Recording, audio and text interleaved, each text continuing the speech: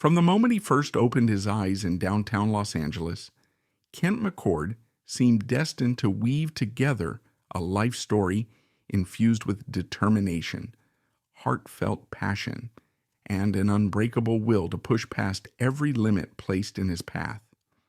Even before he became a familiar face in one of television's most beloved police dramas, his upbringing had already laid the foundation for a life of discipline, ambition, and quiet resilience. Yet behind that warm smile and iconic on-screen persona lies a winding path filled with unforeseen twists, both triumphant and tragic, that shaped him into a figure of unwavering integrity. This is the story of Kent McCord, a man who soared to unexpected heights in show business, even as life's storms tested every fiber of his resolve. Born on September 26, 1942, in French Hospital, at the busy crossroads of College and Hill in downtown L.A., Kent came into the world as Kent Franklin McWhirter, later known professionally as McCord. His parents, hard-working Angelenos, imbued in him a keen sense of responsibility and deep-rooted family values. Even as a child, Kent would watch the city around him hum with traffic and energy, and something about that big world bustle seemed to mesh perfectly with his own desire to explore. By the time he reached the tender age of 8, he had already embarked on one of his earliest adventures, riding horses. Toby, the first horse he ever handled, became an object of childlike wonder and excitement, and it ignited in him an enduring love for animals, open space, and the sense of freedom that comes from balancing on a saddle. Shortly after his 10th birthday, Kent got a first-hand taste of adult responsibility. He began helping his father at the family's Richfield gas station, located roughly near what would eventually become the convergence of the 10 and 605 freeways. It wasn't glamorous work for a boy who was only just stepping into double-digit birthdays, but the early repetitive tasks, pumping gas, wiping windshields, carrying tools, taught him humility and perseverance. Family friends noticed how seriously he threw himself into this grown-up job, even while other kids raced around with baseballs and comic books. In 1954, an unexpected opportunity presented itself. Through the generosity of a family friend, Kent, still only about 12 years old, was offered a position at Brackett Field Airport in Laverne, California. Legally speaking, he was too young to be on the payroll, so the payment took a form that would forever alter his life: flying lessons.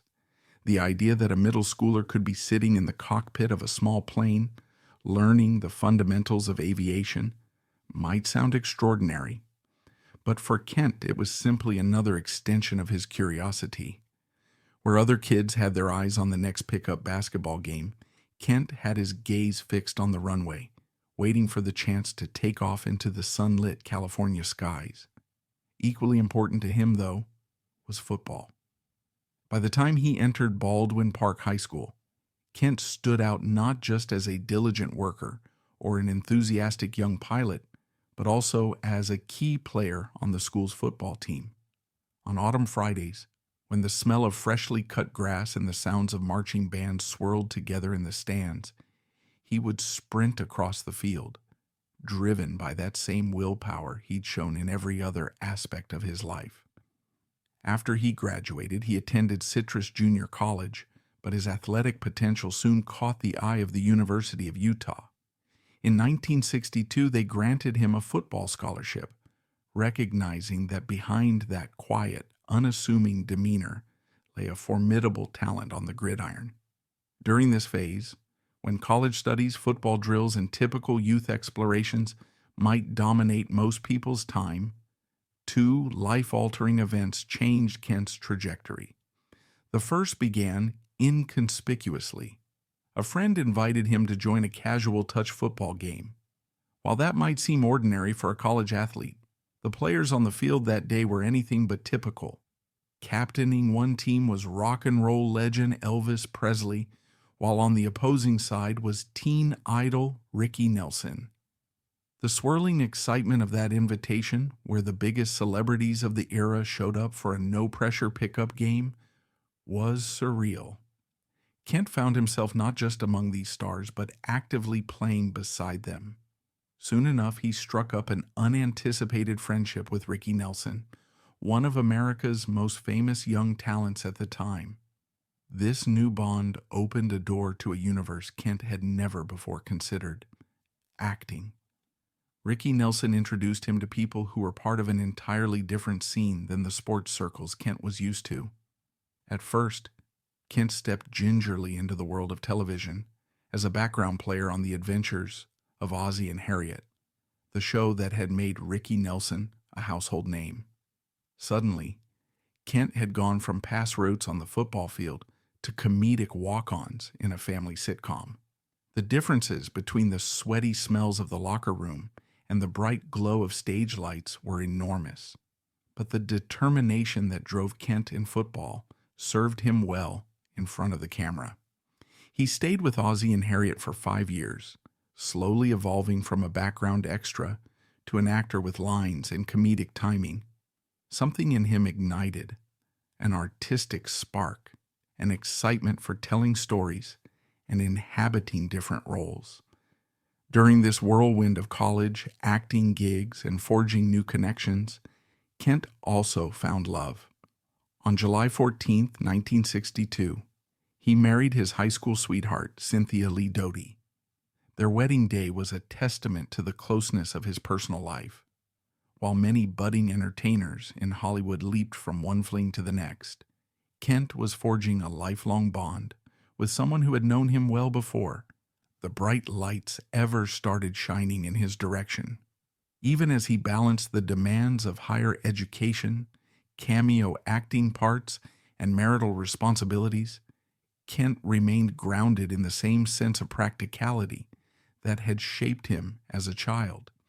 His stint on Ozzie and Harriet led to broader opportunities. During that transitional period, he waited for a possible contract from Universal Studios but continued to explore smaller TV jobs to keep the momentum going. Some of those gigs led him into collaboration on Elvis Presley's films, including Viva Las Vegas, Girl Happy, Kissing Cousins, and Roostabout. Suddenly, the boy who had once pumped gas outside Los Angeles was now wandering film sets, occasionally exchanging small talk with the king himself.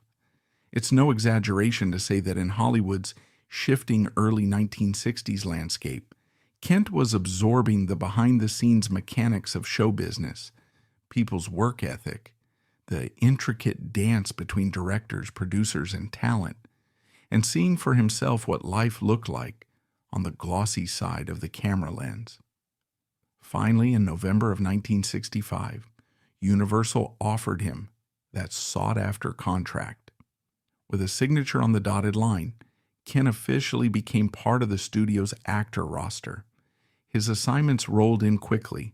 Appearances on shows like McHale's Navy and The Virginian gave him a chance to demonstrate not just comedic instincts, but also a flair for dramatic roles.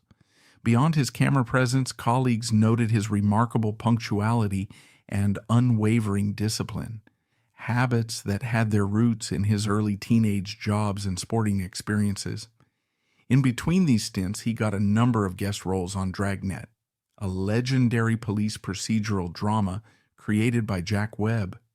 Webb's brand of gritty realism and no-nonsense storytelling appealed to Kent, who recognized it as a world that demanded authenticity from its actors.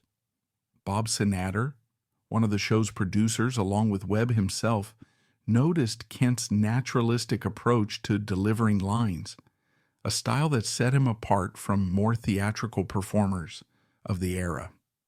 Their keen observation led to the role that would define Kent's career, one of the leads in a brand new series called Adam 12.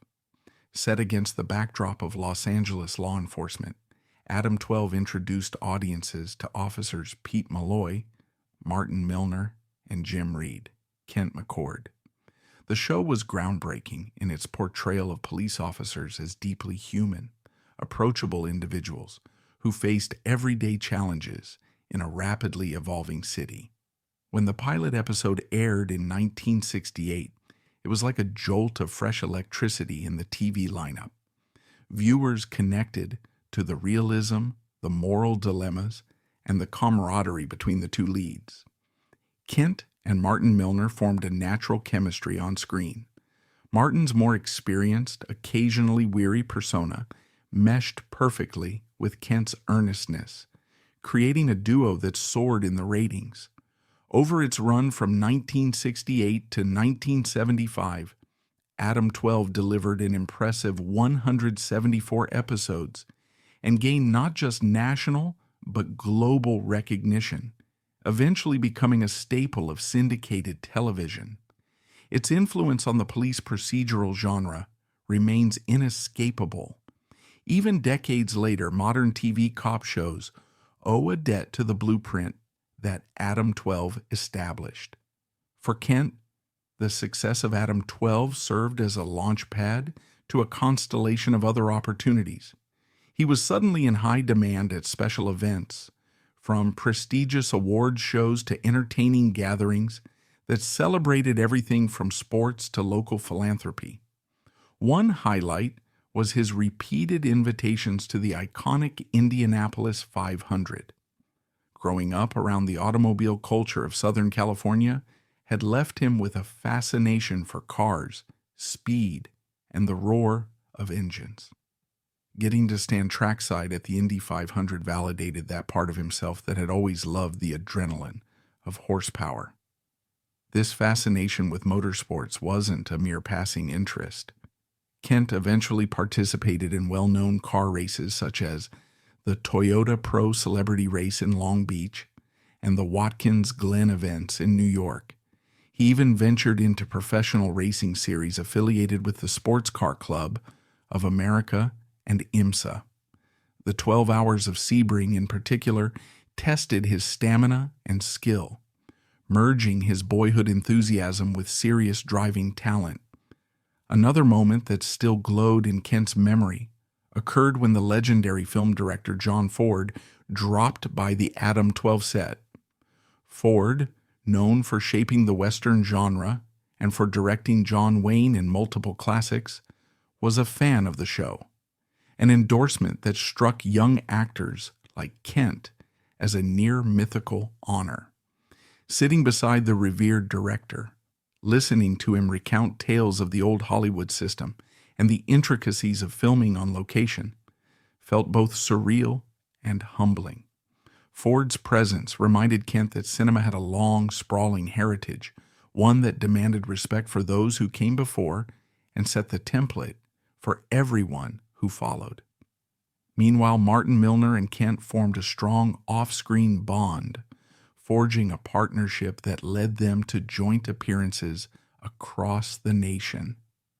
One especially beloved tradition involved co-hosting the annual Macy's Thanksgiving Day Parade for NBC, a chance to exchange banter as towering balloons and costume performers paraded through the busy streets of Manhattan. Whether they were introducing a new cartoon character floating overhead or waving to enthusiastic families crowding the sidewalks, Kent and Martin brought a tangible warmth to the broadcast, reinforcing the sense that they were more than just co-stars. They were genuine friends who enjoyed working together. Their team-ups weren't limited to parades. They also hosted telethons for various charitable causes, including the Variety Club Telethon in Nashville, Tennessee, a star-studded event that featured legendary performers like Johnny Cash, Waylon Jennings, and Roger Miller. Kent would recall with awe how these country music giants took the stage, using their voices and star power to raise money for those in need. It was a unique intersection of show business and altruism, a spirit that resonated deeply with him. For someone who had grown up pumping gas at a neighborhood station, sharing a stage with cultural icons, to help the underprivileged felt both humbling and gratifying. After Adam 12 concluded its remarkable run, Kent was hardly ready to rest on his laurels. He co-starred with Barry Van Dyke in ABC's Galactica 1980, a spin-off of the original Battlestar Galactica series, bridging the gap between science fiction and mainstream television.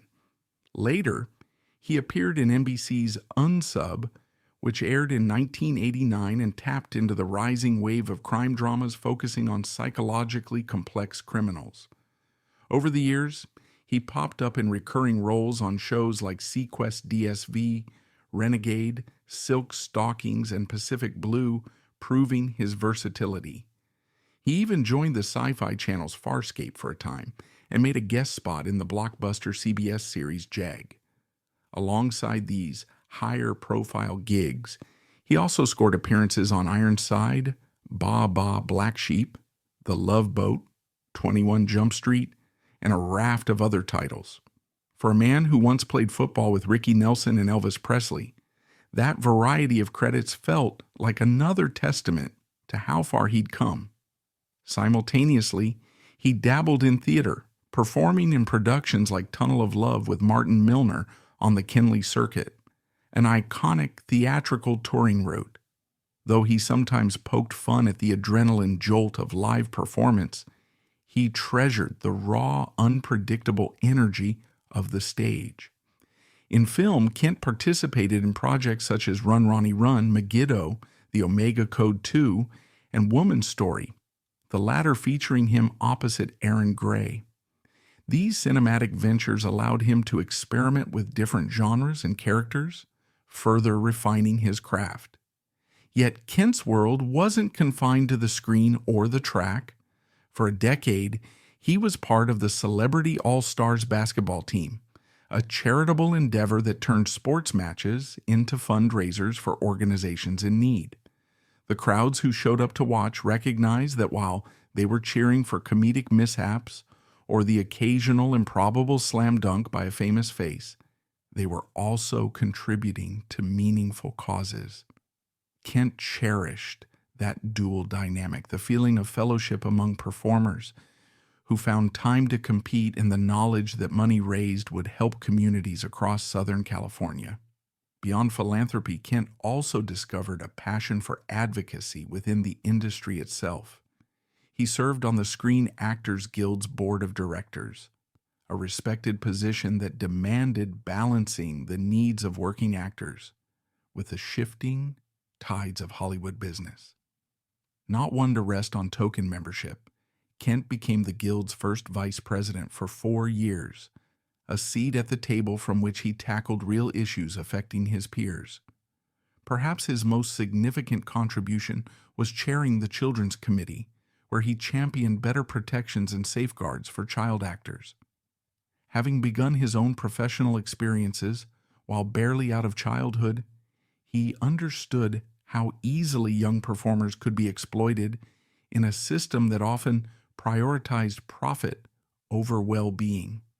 His efforts included advocating for revised regulations, educational requirements, and financial safeguards to ensure that minors were not only protected on set, but also shielded from unscrupulous exploitation of their earnings. For Kent, fighting for child performers was more than an administrative task. It was a deeply personal calling grounded in the values he'd learned from day one: responsibility, fairness, and compassion. The industry acknowledged his dedication to actor welfare by awarding him the prestigious Ralph Morgan Award in 1999. To the thousands of Guild members, it was a well-deserved recognition of a man who had poured his heart into an entertainment system that needed improvement. Further accolades came in October 2000, when Kent and Martin Milner both received the Jack Webb Award from the Los Angeles Police Historical Society. This honor underscored the extraordinary support they had shown to the LAPD and the broader LA community, an echo of the fictional world they'd once inhabited on Adam 12, now become a real-life testament to their ties with law enforcement and philanthropic endeavors. When it comes to the private sphere, Kent's family is his true anchor. He and Cynthia have 2 daughters, Kristen and Megan, who both followed in their father's footsteps by exploring acting careers, and a son named Michael. Kent speaks of family life with a glow in his voice, describing everyday moments, family dinners, holidays, or spontaneous road trips that remind him how essential those personal connections remain, especially amid the whirlwind of show business. Even though he'd once found his path crossing with icons like Elvis and John Ford and drove race cars in grueling competitions, his heart remains grounded in time spent with his wife, kids, and grandchildren.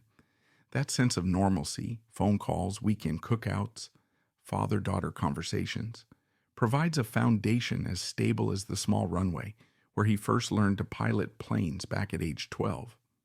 While many of his peers in Hollywood flamed out or collapsed under the weight of fame, he stands as an example of perseverance. From boyhood chores at a gas station to hosting telethons beside the biggest legends of country music, from cameo roles with Elvis to forging a friendship with Martin Milner that eventually shaped Adam 12, from dabbling in professional car racing to championing child actors' rights. Through it all, he has displayed an honest humility. He rarely trumpets his own achievements or demands the spotlight. What's more remarkable is the calm resilience he maintained whenever adversity struck. Though the details of Kent's personal struggles aren't all splashed across tabloids, the rumor mill occasionally would rattle with glimpses of heartbreak, either his own or those affecting the loved ones around him. In a profession notorious for fleeting connections and shallow alliances, he built close friendships and saw them through difficult times, quietly offering loyalty in an industry that doesn't always reward steadfastness. Friends recall that Kent never retreated behind arrogance or used cynicism as a shield. Instead, he doubled down on the virtues that shaped him: hard work, empathy, and personal accountability. Where does Kent McCord find himself today? Ever the optimist, he approaches each new phase of life with enthusiasm. Though no longer the fresh-faced young man who first caught America's attention on Ozzie and Harriet, his spirit remains unbowed, marked by the same sense of wonder that guided him through the earliest triumphs and tragedies.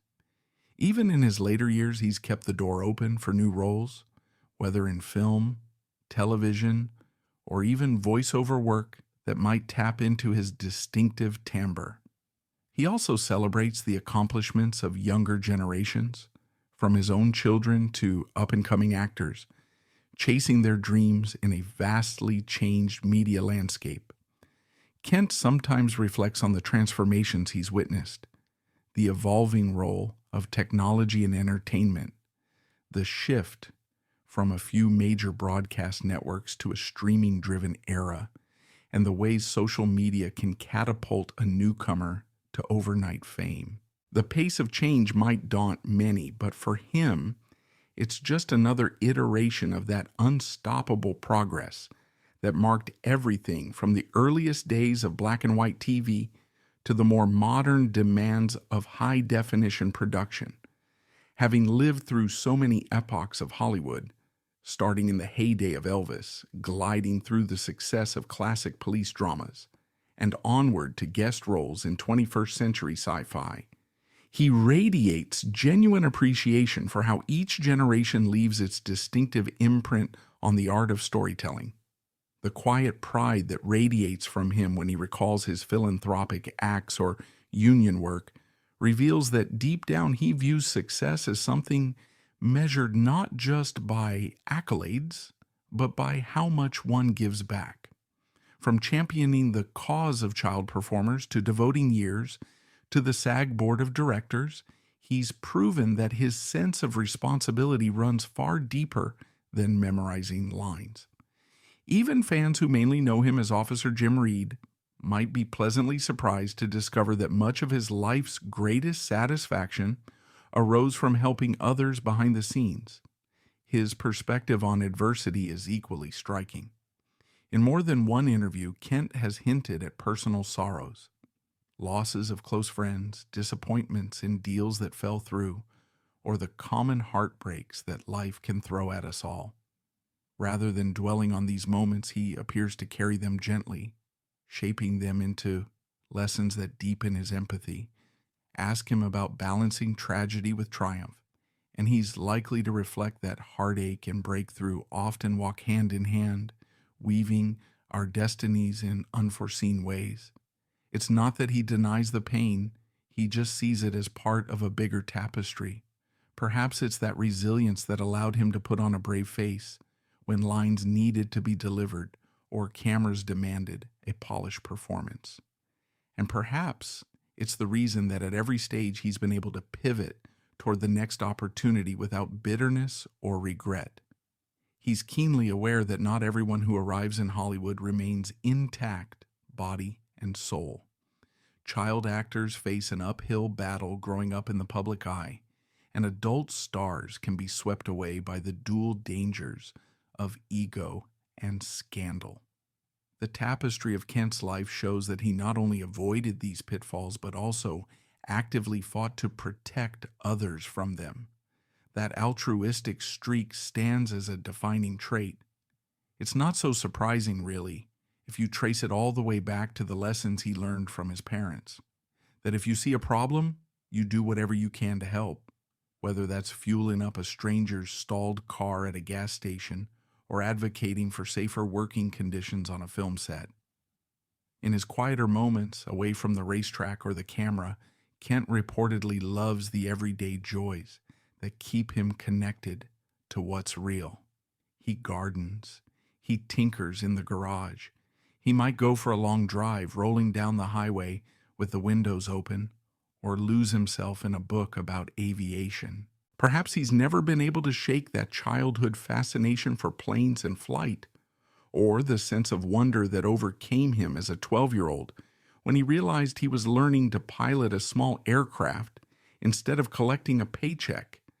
Even now, that idea, that sometimes the greatest payment for our work comes in the form of experience or new abilities, remains relevant to him.